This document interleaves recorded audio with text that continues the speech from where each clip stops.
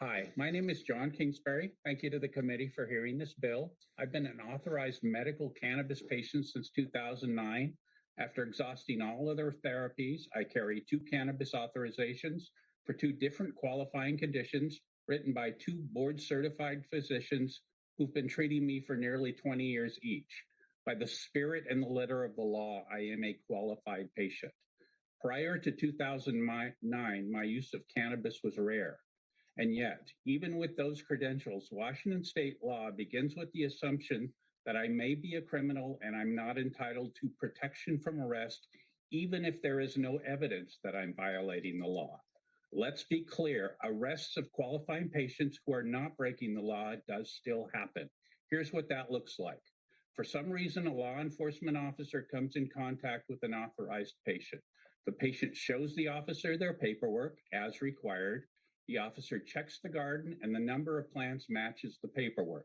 The officer says, I don't know if this is a valid authorization. Maybe the officer doesn't know the law. Maybe the officer has an anti-cannabis attitude.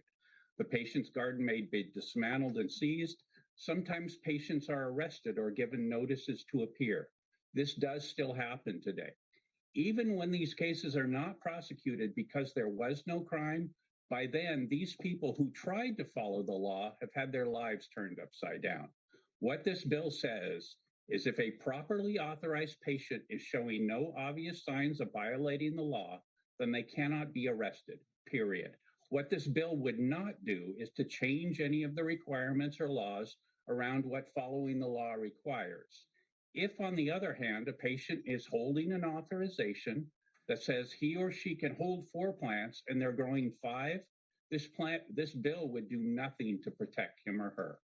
In Washington state, when I fill an oxycodone prescription, I am appropriately scrutinized, and after that, I'm assumed to be acting legally. But that is not so with properly authorized cannabis patients who are acting within the law. In that case, Washington state begins with the assumption that I'm probably a criminal unless I can prove otherwise by establishing an affirmative defense in a court of law.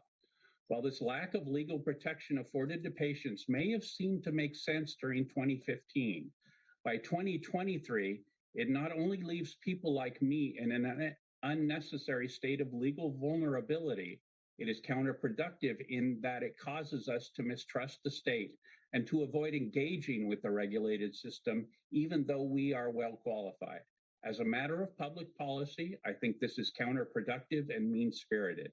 And I'm asking you to change that by supporting House Bill 1563.